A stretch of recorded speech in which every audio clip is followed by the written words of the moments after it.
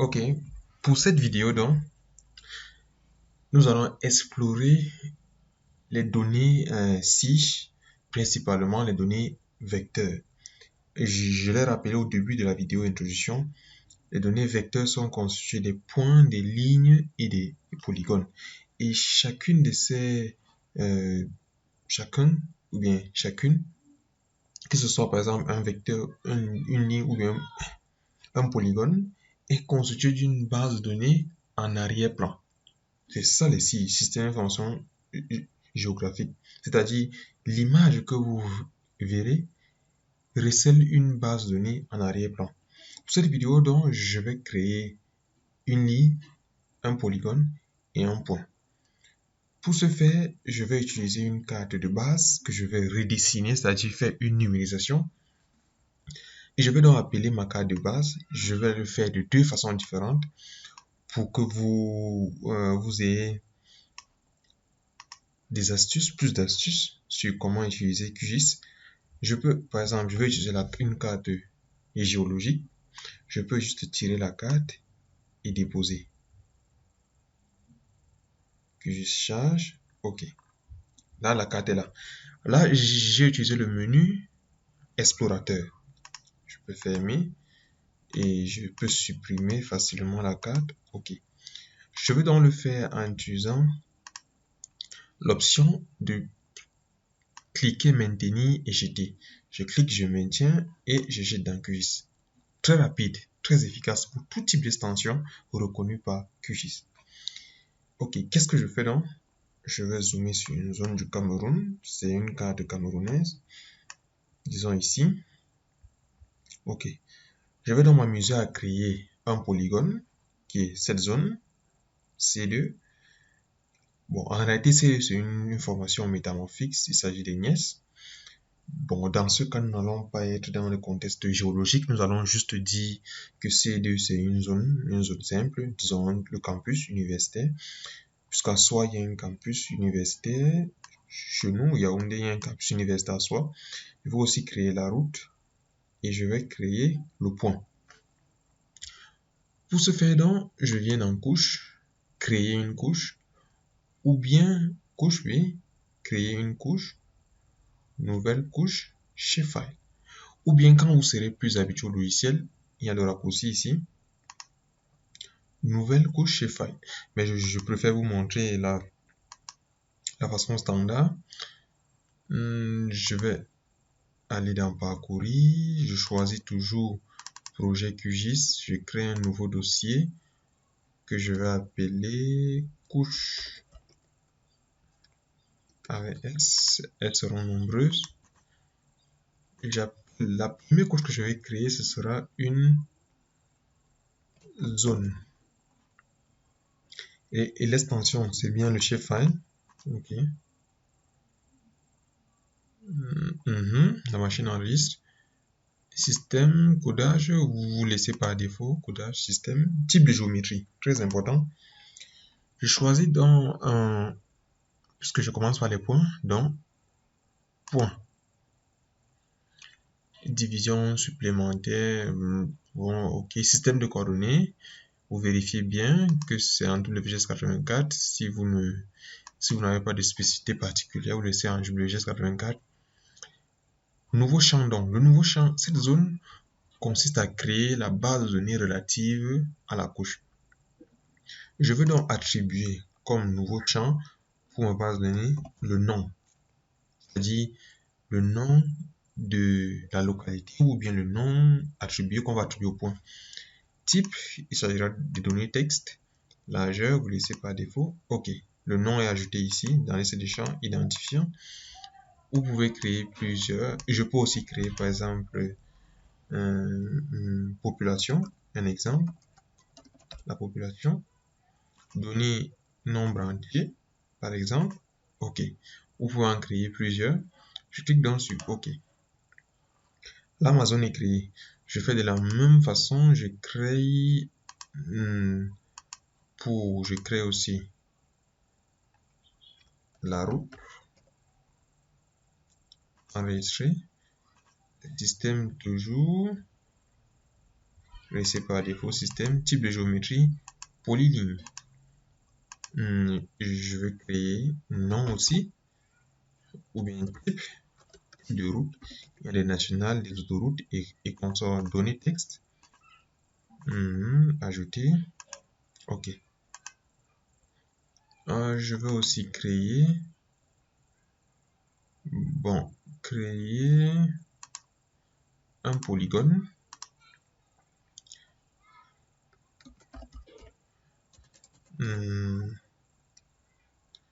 Bon, il aurait dû attribuer plutôt à la couche polygone le nom de zone. Je vais attribuer espace. Je vais dire espace. Enregistrer. Il polygone. Bon, je vais mettre nom. Ok. Ok, là donc, je peux, oui, parce que c'est ça qui nous intéresse. Et je vais donc numériser pour créer d'abord mon espace. Je viens ici, le crayon, ou bien vous pouvez couche, toggle editing. C'est vrai que c'est toggle, c'est en anglais, ça devait être en français. Ou bien toggle editing, c'est en fait le mode édition. Quand vous activez le crayon, puis vous choisissez l'option ajouter une entité polygonale, je clique et là je zoome.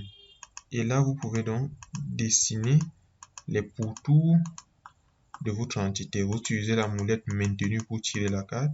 C'est-à-dire, je maintiens la molette, je tire la carte. Ou bien vous pouvez utiliser les boutons directionnels du clavier. Et je dessine mes contours en utilisant le clic droit à chaque fois.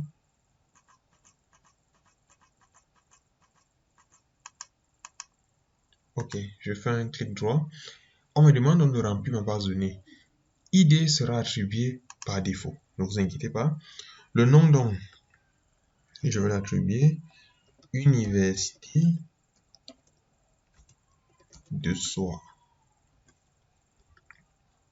C'est un exemple banal. Ok. Quand vous avez terminé, vous cliquez sur le crayon, enregistrer. Là, votre couche est enregistrée. Je vais donc faire la même chose pour la route. Je vais activer le crayon, je crée une nouvelle entité et je vais dessiner une route.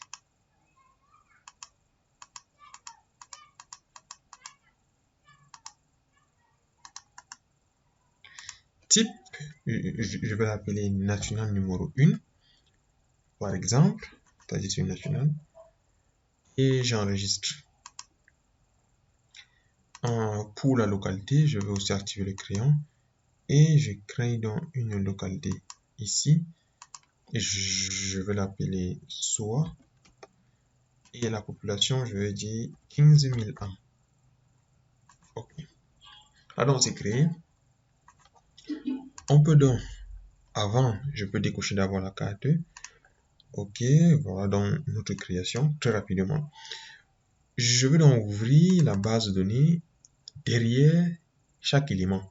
Je commence par la zone. Vous voyez donc que la ligne zone, la ligne que nous avons, le point que nous avons créé, autant pour moi, a une base de données constituée d'un nom et d'une population. Soit et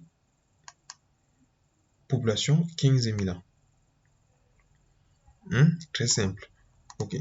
Je fais la même chose pour route. N1, ainsi de suite. Espace. Université de soi. Ok. Là donc, très important encore, dans le dossier en question, chaque couche possède en réalité disons, 1, 2, 3, 4 sous-fichiers. Lorsque un de ces fichiers n'est pas disponible, la couche ne peut pas s'ouvrir en réalité. Donc, vous devez toujours, lorsque vous créez des couches vecteurs, les placer dans des dossiers pour ne pas supprimer par maladresse un fichier, par exemple, puisque tous ces fichiers partent ensemble. Okay. Qu'est-ce que donc je vais faire ici? Je vais faire une petite mise en page. D'abord, je vais placer la route au-dessus. Et je veux faire une petite mise en page. Je commence par la localité. Propriété, clic droit propriété. OK. Et ici, donc, il y a tous les symboles nécessaires. Je vais chercher symbole simple. Ici, je vais revenir sur symbole. Dot black, colorful, topology. OK. Topo camp, airport, topo hospital, topo capital, topo city, topo pop house, topo village. Je vais choisir aéroport juste pour le fun. Donc, je vais choisir aéroport. Puisqu'on a dit que c'est une université,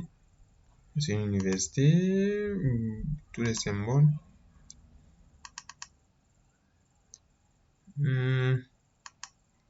C'est aussi vrai qu'ici, il n'y a pas de symbole de l'université. Arrêtez, même ici, on peut télécharger plusieurs symboles. Bon, je vais choisir juste le noir pour dire que c'est une localité.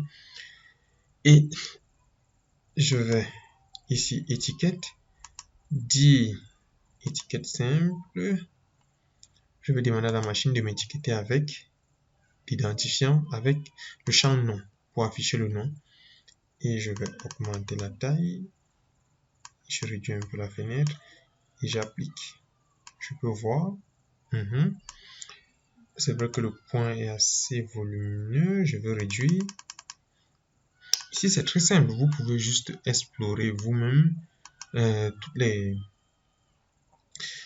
toutes ces caractéristiques et modifier afin de voir le changement.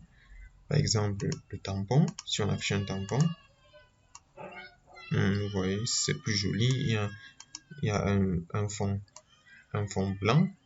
Position aussi, vous pouvez changer la position. Distance du point.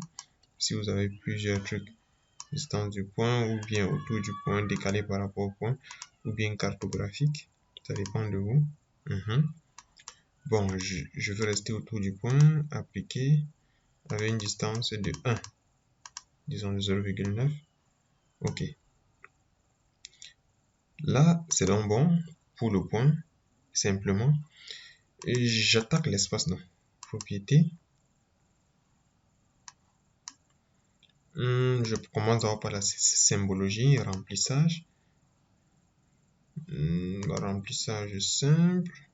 Vous avez le choix, remplissage avec des motifs, remplissage image raster, s'il y a une image, ou bien si vous l'appelez une image, remplissage dégradé, il y en a plusieurs formes de remplissage, ligne assurée, vous pouvez appliquer pour voir, il y en a plusieurs, vous voyez. Ça c'était pour les bordures, remplissage avec sans géométrie, pour voir. Ça c'est le standard. Bon, moi je vais pas remplir comme cela et je vais laisser remplissage simple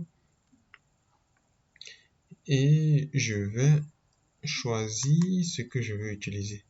Je vais choisir par exemple une couleur verte, style de remplissage. Disons pour que ça fasse marécage. Et les bordures, je peux par exemple prendre aussi la couleur verte, appliquer. C'est un peu plus joli. Et je vais étiqueter pour dire à la machine, affiche-moi le nom, de quoi il s'agit, avec le nom, appliquer, université de soi. On peut position, connecteur, ombre, appliquer. Il y en a plusieurs, Je peux aussi ajouter un tampon. Il y en a plusieurs. Tout dépend de vous, de ce que vous voulez réellement faire. Ici, on a vu 3D. C'est vrai que ici, nous ne sommes pas encore à ce niveau. Champ, une base de données, formulaire, jointure, stockage, auxiliaire. OK. Donc, on va d'abord explorer ces deux parties, symbologie et étiquette. Je fais appliquer, je fais OK. Université de Soie. Et ça veut dire que le nom est attribué à la couche chaque fois que vous êtes, il vous informe que vous êtes sur l'université de Soie. Je vais faire la même chose avec la route. Par exemple, propriété, symbologie, je vais d'abord prendre ce qui m'est attribué ici par défaut.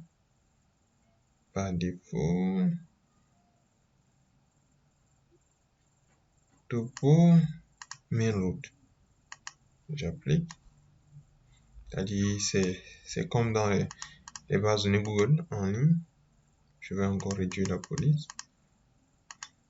OK. Et là, donc, je vais afficher une étiquette pour dire qu'il s'agit par exemple d'une nationale ou bien d'une autoroute avec type. Il a appliqué. OK.